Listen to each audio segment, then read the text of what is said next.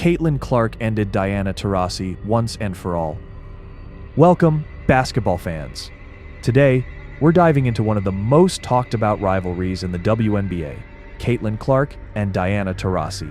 The old guard versus the new sensation, the legendary Olympian versus the young phenom.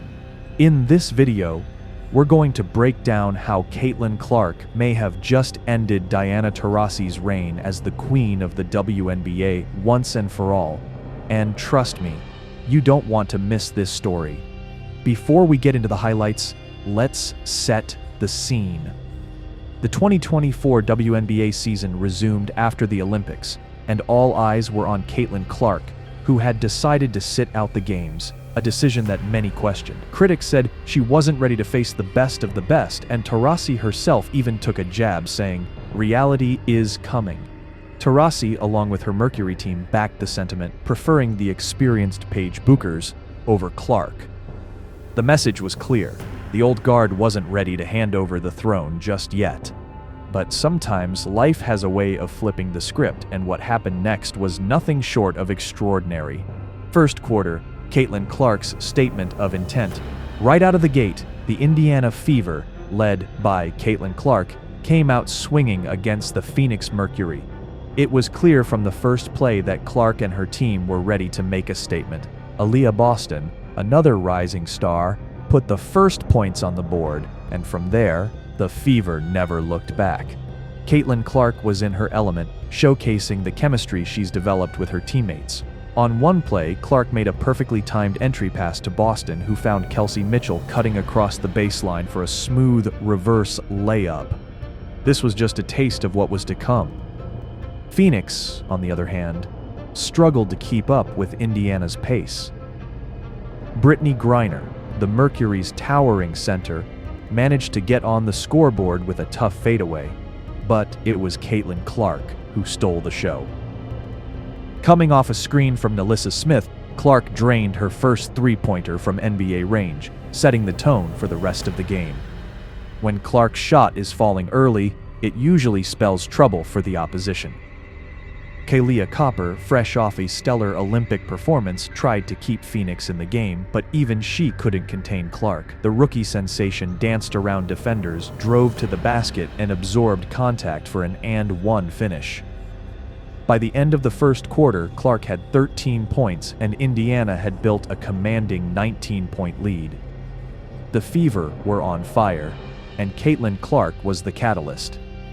Second quarter, Clark's dominance continues. As the second quarter began, Clark showed no signs of slowing down. She opened the period with another three-pointer, pushing her total to 16 points. What makes Caitlin Clark so special isn't just her scoring ability, it's her vision on the court. She leads the WNBA in assists, and she demonstrated why when she threaded a bullet pass to Nalissa Smith in transition, who finished through contact for an and-one. Indiana's lead ballooned to 23 points, and Phoenix was left searching for answers. Even when Diana Taurasi, the six-time Olympic gold medalist, tried to rally her team, it wasn't enough. Taurasi spun past Boston for a beautiful layup, but the Fever kept pouring it on. Clark continued to pick apart Phoenix's defense, finding Kelsey Mitchell for easy buckets and making passes that seemed impossible. Indiana was up by 28 points midway through the second quarter, and it looked like the game was already over.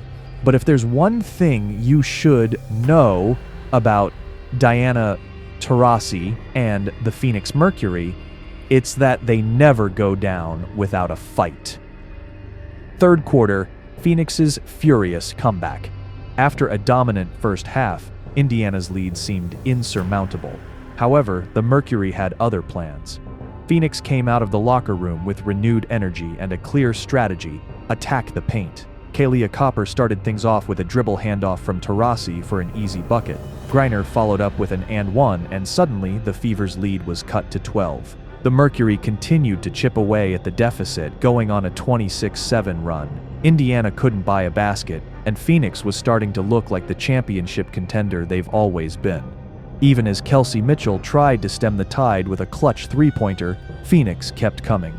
Taurasi, showing flashes of her old self, drove through traffic for a crafty finish while Copper and Natasha Cloud hit timely shots to bring Phoenix within striking distance. The intensity of the game boiled over when Kelsey Mitchell and Natasha Cloud got into a heated exchange, leading to a brief scuffle that had to be broken up by teammates. It was clear that this game meant everything to both teams, and as the third quarter wound down, Phoenix had not only erased a 28-point deficit but had taken the lead. Fourth quarter, Clark's moment of truth. With the game hanging in the balance, it was Kaolan Clark's time to shine. Indiana had allowed Phoenix to climb back into the game, but Clark wasn't about to let her team falter. She opened the fourth quarter with a signature deep three-pointer, pushing Indiana's lead back to 10 points. But the Mercury, led by the relentless Taurasi and Copper, refused to go away. Taurasi hit a crucial three-pointer to cut the lead to 5, and the tension in the arena was palpable. Every possession mattered, and every shot felt like it could be the difference between victory and defeat. With just over 6 minutes to go, Natasha Cloud hit a fadeaway jumper to make it a 6-point game, but Caitlin Clark had an answer for everything. She found Kelsey Mitchell for a huge corner three, then set up Mitchell again with a perfect pass for a layup that put the Fever up by 13 points. Clark's composure under pressure was remarkable, and her ability to make the right play at the right time was a testament to her basketball IQ. Phoenix kept fighting, with Copper hitting another big three-pointer to make it a 6-point game with 2 minutes left. But just as the Mercury seemed poised to complete the comeback, Lexi Hull drained a three-pointer from the corner, restoring Indiana's 9-point lead and effectively sealing the win. As the final buzzer sounded, the scoreboard read 94-85 in favor of Indiana. Caitlin Clark had finished with 29 points, 10 rebounds, and 5 assists, breaking the record for most double-doubles by a rookie in a season. Kelsey Mitchell was also outstanding, adding 26 points and hitting crucial shots when the Fever needed them most. For Phoenix, Kahleah Copper led all scorers with 32 points, while Natasha Cloud and Diana Taurasi contributed 19 and 16 points respectively. But despite their valiant effort, the Mercury left Indianapolis humbled. This game was more than just a regular season win for the Indiana Fever. It was a statement. Caitlin Clark had not only held her own against one of the greatest players in WNBA history, but she had outplayed her. Taurasi may have predicted that reality was coming for Clark, but the reality was that Caitlin Clark had arrived and established herself as one of the best point guards in the league, if not the best. As we look ahead to the rest of the season, the question isn't whether Caitlin Clark will win Rookie of the Year. She's already locked that up. The real question is whether she's the best point guard in the WNBA right now. With every game, Clark continues to get better, and if she keeps playing like this, she could lead the Indiana Fever not just to the playoffs, but deep into the postseason. But what do you think? Has Caitlin Clark officially ended Diana Taurasi's reign as the best point guard in the WNBA? Is Clark already the top point guard in the league? Let us know your thoughts in the comments below. And if you enjoyed this breakdown, be sure to check out our other WNBA videos by clicking the link in the middle of your screen.